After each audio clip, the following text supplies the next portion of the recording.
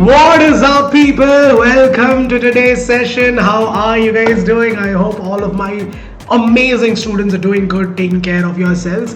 I know that it's been a long day because you guys have been going through a lot in school and tuitions and whatnot. So here we are to chill with physics. So we are going to be doing the one shot series of work, power, energy today, guys.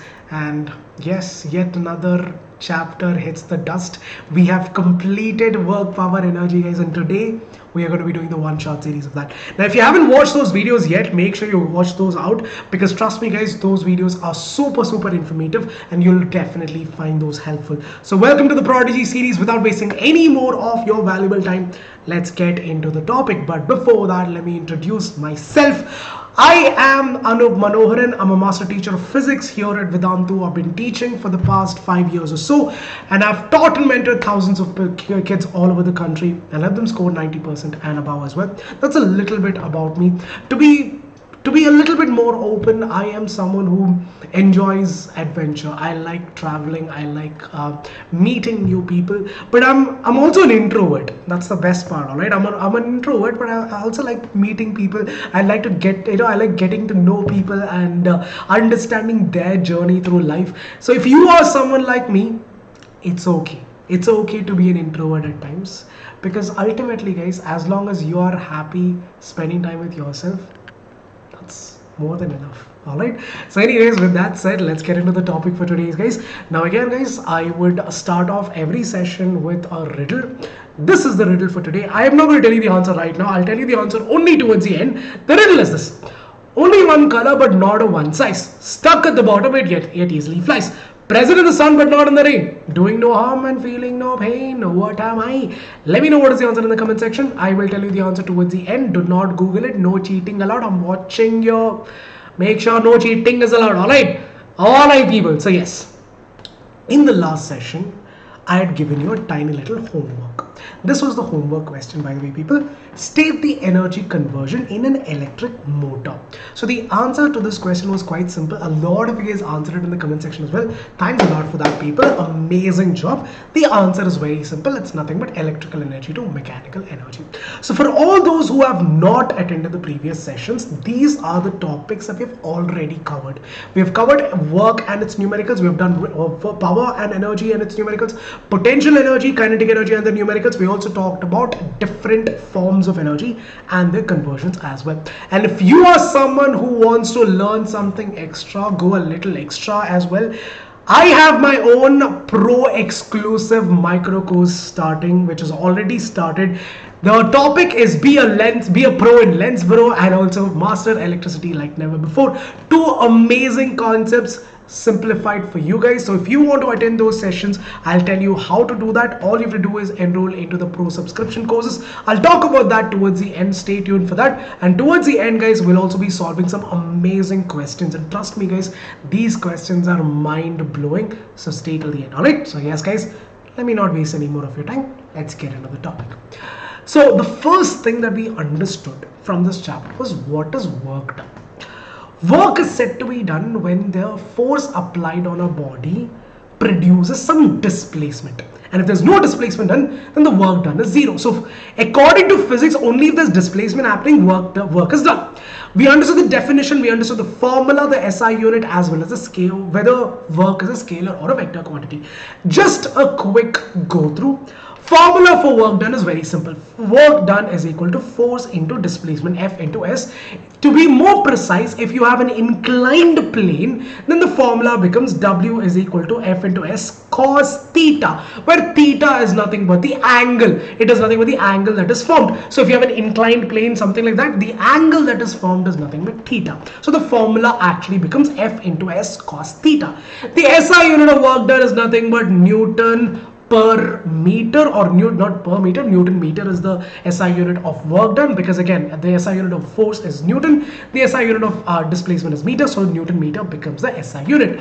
And work is a scalar quantity, it is not a vector quantity, so it does not matter what is the direction. But yes, one thing you have to understand, the direction of force matters, the direction of displacement matters, but direction of work done does not matter because it's a scalar quantity. Now for all those who are still confused, let me just quickly take you through one step at a time. So work can be done in two ways. One, the work done can be done in a straight line, or it can be done on an inclined plane. If it's done on a straight line, then the work done would look something like this. You apply a force, let's say there's a box lying on the floor. You apply a force and the box gets displaced, and if it gets displaced, then work is said to be done. If you apply a force and if there's no displacement happening, then work done is said to be zero. Otherwise, work is said to be done. If there is displacement happening, then work done is not zero. But if there is no displacement, then work done is said to be zero. So the formula becomes W is equal to F into S. So we have the magnitude of force and the magnitude of displacement. Alright, so that displacement produced by the force and the magnitude of force is what you consider or what work done depends on. But on the other hand, if you have an inclined plane like this one, where you're pulling it with a rope or something like that, in this case, force is applied in a inclined, at an angle. The force is applied. Force is not applied. It's not it's not parallel to the floor, or it is not perpendicular to the body. In this case, it is at an angle. In this case, the work done formula becomes W is equal to F into S cos theta, where theta is nothing but the angle at which the force is being applied. The angle between the force as well as the displacement is nothing but theta, and this is your magnitude of work done in the case of an inclined plane. Simple. All this while, guys, we have understood what is work done. The next thing that you must understand is that work done can be positive, zero, or negative as well. Now again, work done is not a vector quantity. Work done is a scalar quantity. But what you must understand is this, guys. If the force applied and displacement are in the same direction, then work done is positive. Like for example, let's say that I want to push this table. I push this table and the displacement is also in the same direction. Force, same direction. Displacement, same direction. In that case, work done is positive. If I apply a force and the table is not moving, then work done is zero because there is no displacement. Displacement is zero, so the work done is zero. If the force applied in one direction and the displacement happens in the opposite direction, in that case work done will be negative. When the force and displacement are in opposite directions, in that case work done is going to be negative in nature. Alright, now again guys, if you talk about the SI unit of work done is Newton meter, which can also be written as joules. So joules would be the exact unit that you would be writing in your examinations also. You can write as Newton meter, that is definitely right, but you can also write the more precise unit. Newton meter is written as joules. So 1 joule is nothing but 1 Newton when a force of 1 Newton is applied and a displacement of 1 meter happens. That is what is 1 joule. The Cg's unit is nothing but erg. 1 erg is nothing but 1 dyne into 1 centimeter, because the Cg's unit of force is dyne, the Cg's unit of displacement is centimeter, so it will become dyne centimeter. And like I told you, work is a scalar quantity. Right? The next concept that we understood was power. This was the second session actually. So what is power is nothing but this, guys. Let's say that there are two people lifting up the same load. Now if you look at this GIF, you can see that one person is doing it a lot more faster and the other person is doing a lot more slower.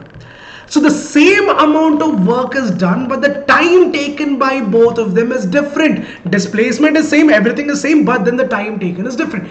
That is what is power. Power is nothing but the rate of doing work, or in simple words, the ability to do work is what is called as power. But when you define it, guys, you can either define it as ability to do work, or you can also define it as the rate of doing work is what is called as power. Because here's the thing, guys, the formula of power is nothing but work done by time. Work done is what? Work done is force into displacement. So the formula becomes F into S divided by T. So work done is force into displacement. So when you talk about power, let me just erase that part out. I just directly wrote it.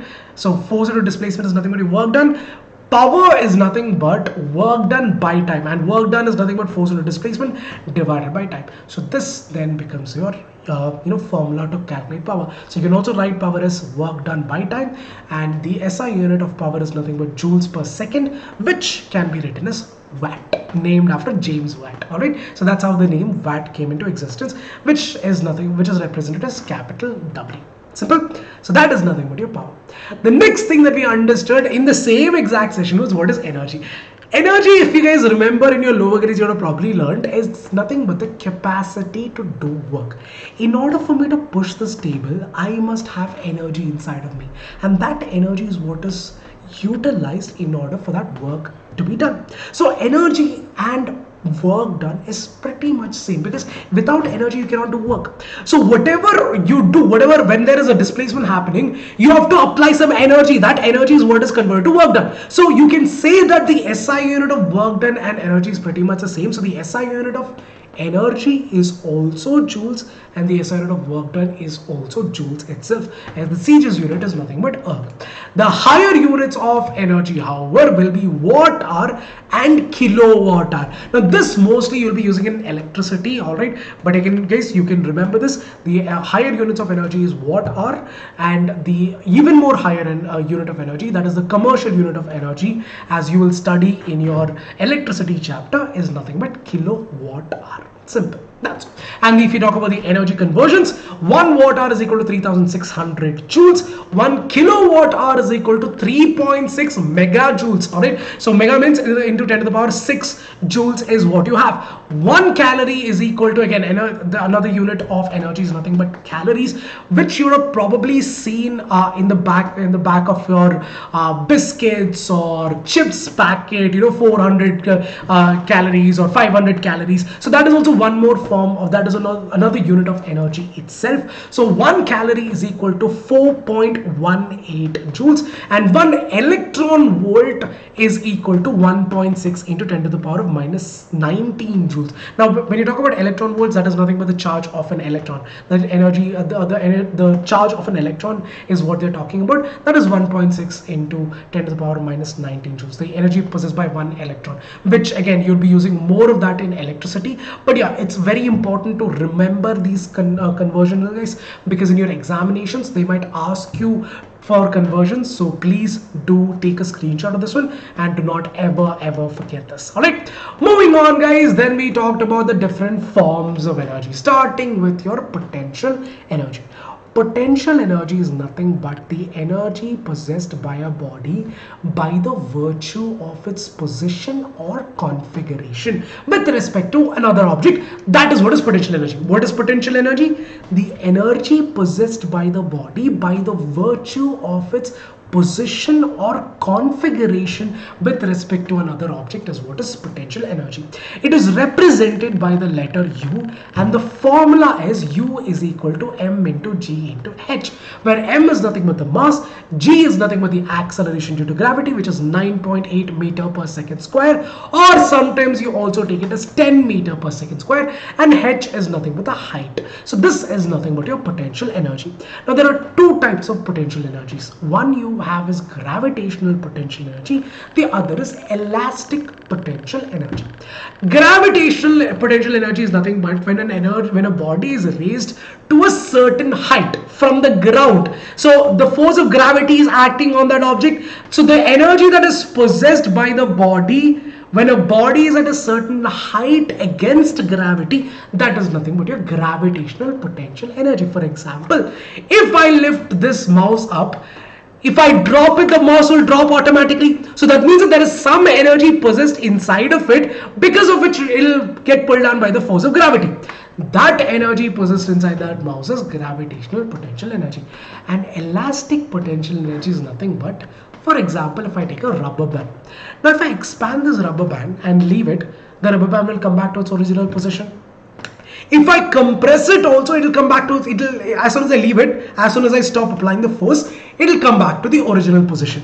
So that type of energy that is stored inside an object when it is either compressed or stretched, that energy is what is your elastic potential energy. You can give the example of a spring or even the example of a rubber band, where you can see that they're actually coming back to their original position even without you having to do anything extra about it. It is automatically doing it on its own. That type of energy possessed inside the body is elastic potential energy, right? That simple. Yes. The next thing that we understood, so these are all the things that you can go through. So EP, which is nothing but potential energy, also represented as U, is nothing but mgh. So potential energy depends on, yeah, one more thing I forgot to mention is this, guys. Potential energy does not depend on the path taken. So for example, guys, let's say there are two boxes. Let's say that the first box, I take it directly to that height. Second box, let's say that I took a different path and finally reached there. But both of them are the same height. As long as the height from the ground is same, the potential energy will also be the same. It does not depend on the path. Whether you take U-turn, X-turn, Y-turn or W-turn, it doesn't matter. As long as the height is same, potential energy will also be the same, because potential energy depends only on the final and the initial position. It does not depend on the path taken. Alright, so that is nothing but your potential energy.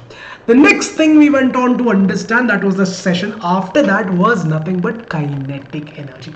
Kinetic energy is nothing but the energy possessed by the body by the virtue of motion, by the virtue of its state of motion. When a body is moving, the energy possessed by that body is nothing but kinetic energy. When it's already in motion, that type of energy that is possessed inside the body is nothing but kinetic energy. It is the formula to find out kinetic energy is nothing but half mv square. Kinetic energy is equal to half mv square. Now we had done a small derivation also. I'm just going to quickly take you through the derivation. We have done a derivation for work energy theorem also. I am not going to go through that right now. Kindly go through the videos of that, because we have done that in very detailed manner in those sessions. So please go through that as well. So let's say that there is a ball which is having a mass m.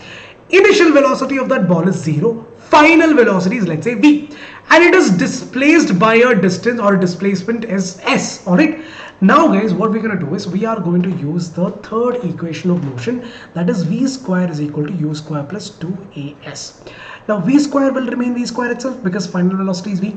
Initial velocity is 0, u is 0, that is vi in this case, which is nothing but 0, plus 2 into a into s. So what will you get?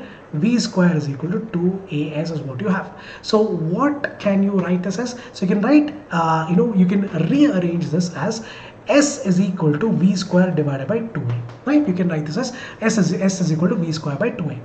Now guys, we know that energy, I told you that energy and work done, without having energy, work done is not possible. So energy can be written as force into displacement, because work done is force into displacement. So here also I can write that kinetic energy possessed by the body because of its state of motion is nothing but force into displacement. Force is nothing but mass into acceleration. So we know that force is equal to mass times acceleration. So what I'm going to do is I am going to substitute the value of F, that is mass into acceleration over here, and displacement that I already got, I'm going to substitute that also over here. Alright, so what will I get? M into A into V square by 2A. A gets cancelled. So what are you left with? You will get it as half mv square. This, my friends, is the derivation for your kinetic energy. Simple as that. Hardly 4-5 steps, 3 marks is yours. Aram se. They might ask you the definition of kinetic energy and the derivation of it. This is how we do the derivation. All you need to remember is your third equation of motion, and that's done. That's all. Alright, so that is the next thing that we studied, guys. After this, we also understood about work energy theorem as well. But again, people, for all those who want to take down the definitions, this is your equation of kinetic energy. This is the definition of kinetic energy.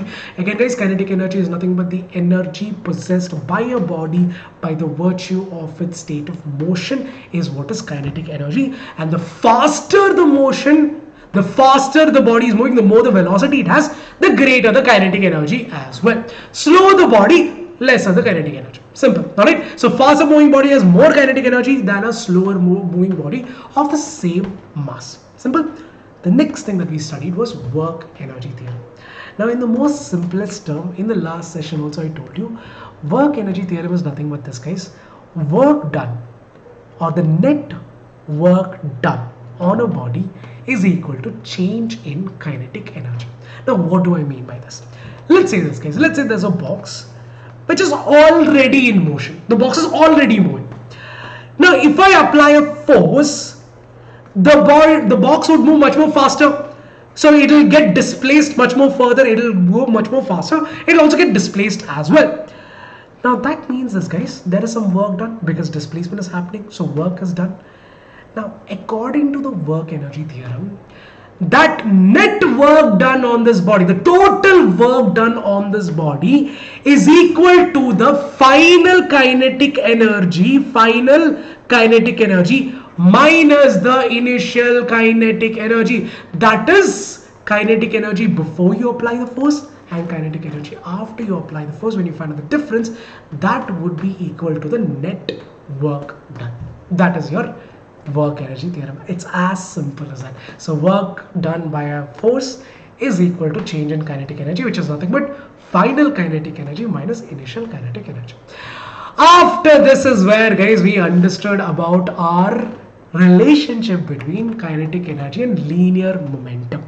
Now what is momentum? Is nothing but the quantity of motion possessed by a body. So kinetic energy is half mv square. Now what I'm going to do is I'm going to multiply and divide this equation with m. So multiply and divide with m. So what will I get? I'll get it as m square into v square divided by 2m. That is what I'm going to get, right? This is what I'm going to get. Now m into v is nothing but p. That is nothing but your momentum. Momentum is nothing but p, which is equal to mass times velocity. So m into this m into v, you can group it up. You can write it as p square divided by 2m. So when you rearrange the equation, guys, you will get it as p is equal to root of 2m into k, where m is nothing but the mass, k is nothing but the potential energy, and p is nothing but the linear momentum. Got it? Clear, clear, clear? I hope you understood this. Now, if you are enjoying the session so far, guys, give a thumbs up, give a like, and share the video.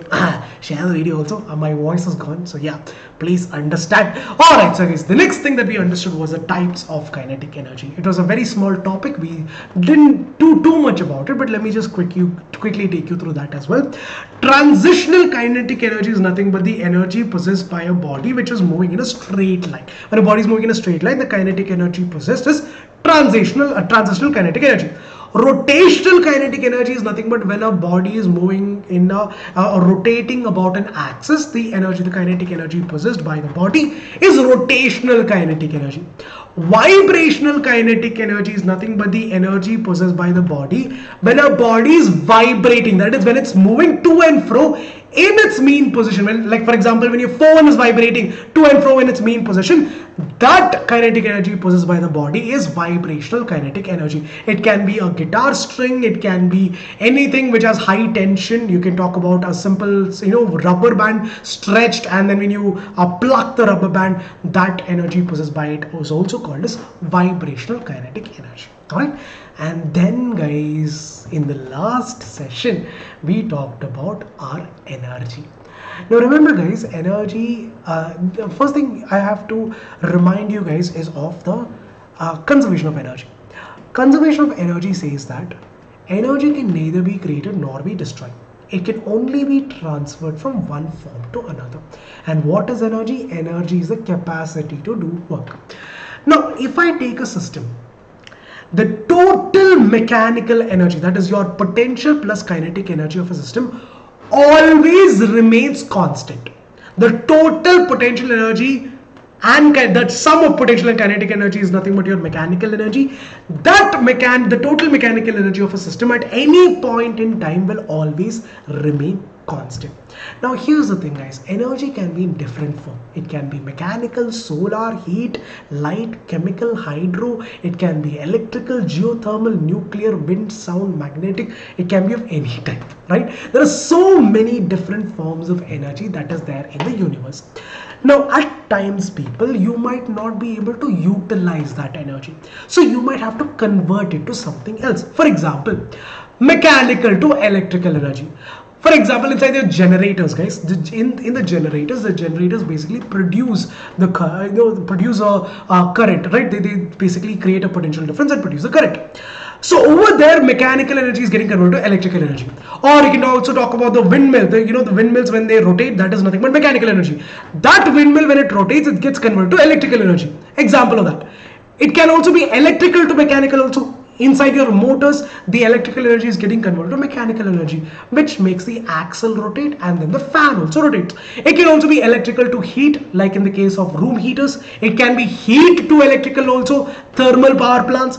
It can be electrical to sound, your speakers. It can be sound to electrical, your microphones. You can have any type of conversions of energy like this, and it goes on and on, guys. Electrical to chemical, chemical to electrical, chemical to light, light to chemical, electrical to light, light to electrical. Lots and lots of different forms of energies. Now again, guys, we have done about this in very detailed manner. If there is any confusion, go to the previous session. I'll show you the video of that as well, don't worry about it. But yes, guys, that will explain everything, including examples. I've done the whole conversions from heat to mechanical, chemical to heat, chemical to mechanical, electrical to magnetic. It goes on and on and on, and yeah, we have done all of that in detail, people. And yes, every session of yours at Vedantu 9th and 10th would be as detailed as you guys are seeing it right now. So do not forget to like, share and subscribe, guys. And if you want to enroll into my micro course and study with me on the Vedantu platform and study with the best of the best teachers, and with the guarantee that you will have an improvement in your score, you can enroll into Vedantu's Pro Subscription courses. These courses are life changers, my friends, because not only do you get a promise that you will see an improvement in your score, but we would be there as a family to ensure that you are on the right track, to ensure that, my friend, you are getting the best of the best when it comes to education. Unlimited live sessions with highest level of quizzes, which not only tests your memory and your understanding, but also gives you a chance to compete with your colleagues and understand how good can you get at the subject. With this, people, you can get all of the recordings available, and the recordings are also such a way that you can, while you're watching the recordings, you can take the quizzes and check out the leaderboards. You can download all of the notes, all of the premium content that you see right here. And to top it all off, every session will not just have one teacher, but to make sure you're able to understand everything efficiently, we will have someone called as the class teacher as well. Now, the class teacher will ensure that every doubt of yours are cleared inside the class itself. Unlimited doubt solving, real-time doubt solving, in-class doubt solving right there and then, with amazing tests and assignments to ensure that you are getting the best, only the best, nothing but the best. All right, and with this, guys, to relax your brains, we will also have a lot of micro courses. We will have micro courses for your NTSE preparations, KVPY preparations, your Olympiads, and yes, like I told, to make your mind a little bit more lighter, we will have breathing exercises, we will have arts and crafts, tons and tons and tons of activities going on in the same platform, guys. So what are you supposed to do? Very simple. All you have to do, guys, is click on the description. Now, this was the previous video where we talked about energy and their conversions. You can check this video out. So what you have to do is this, guys, go to show more, click on register to Vedantu Pro right now. Click on this link directly, it will directly take you to the Vedantu's web page. Now here is where you have to change.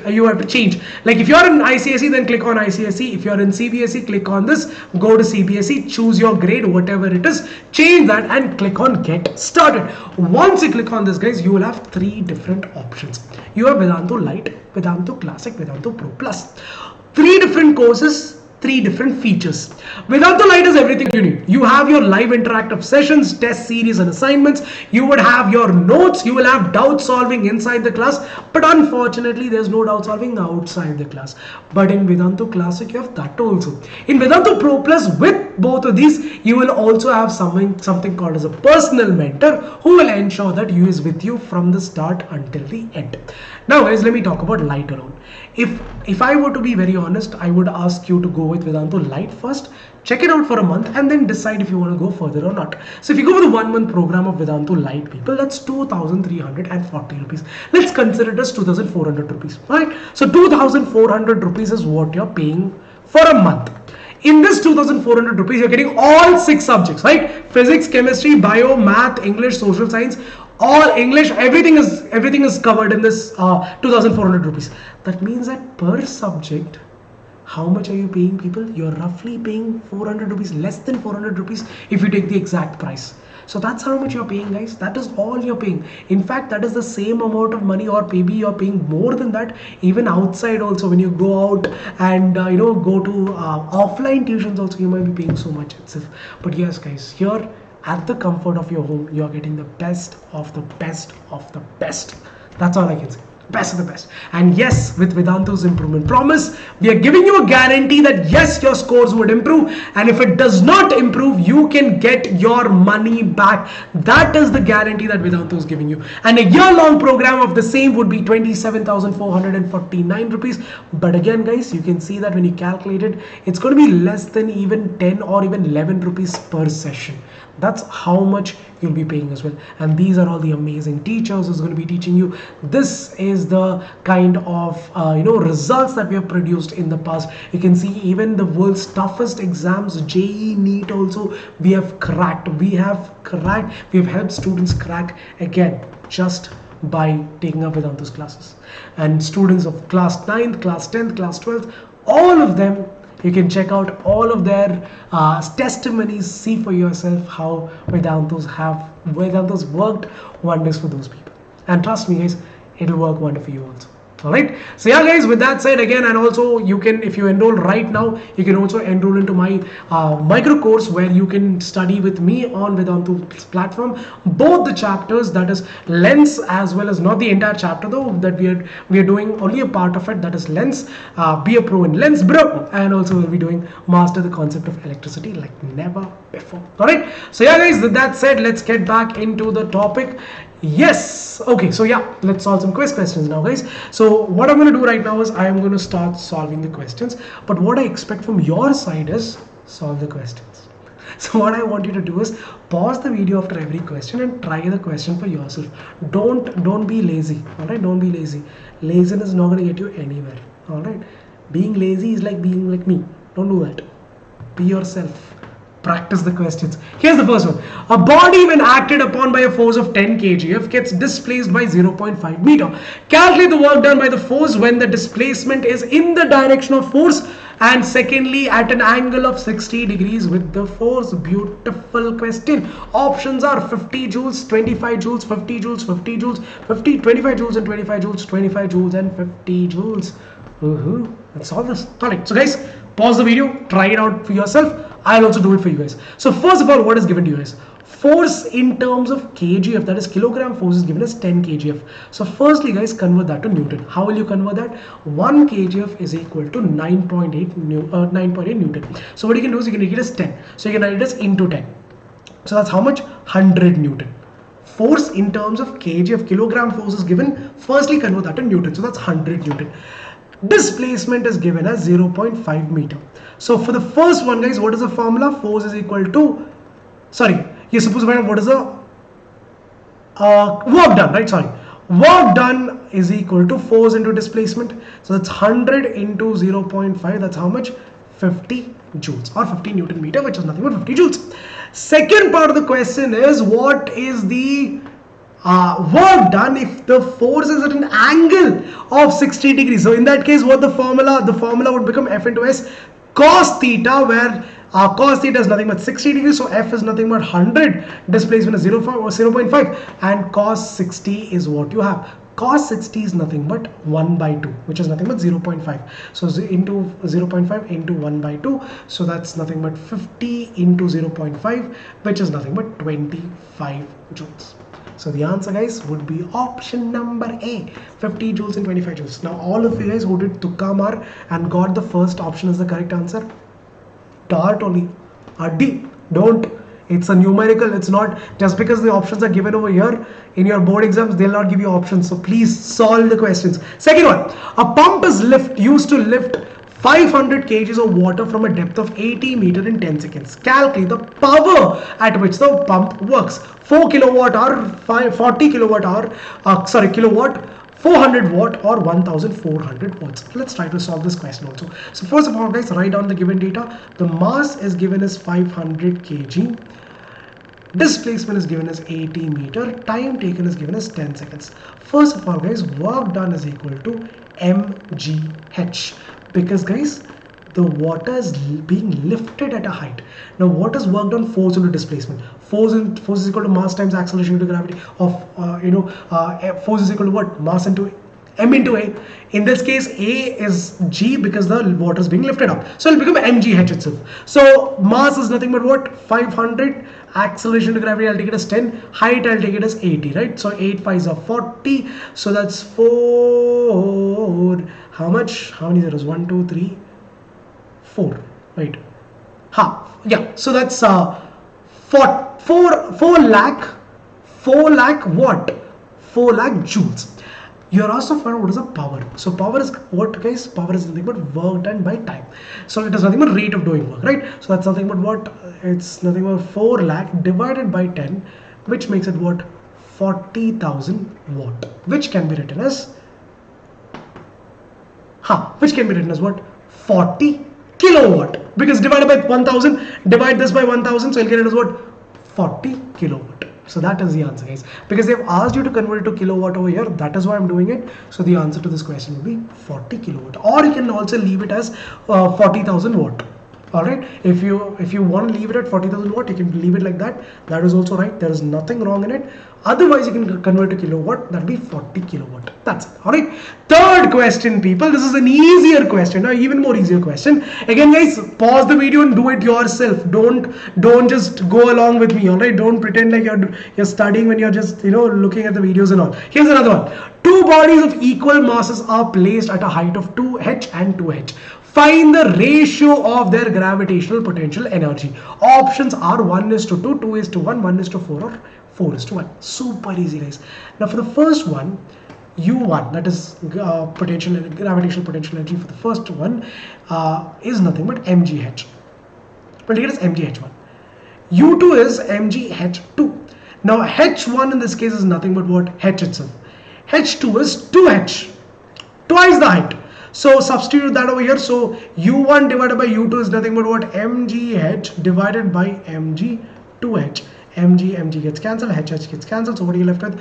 1/2. In other words guys, the ratio is what? 1:2. Very difficult. Super difficult question, sir.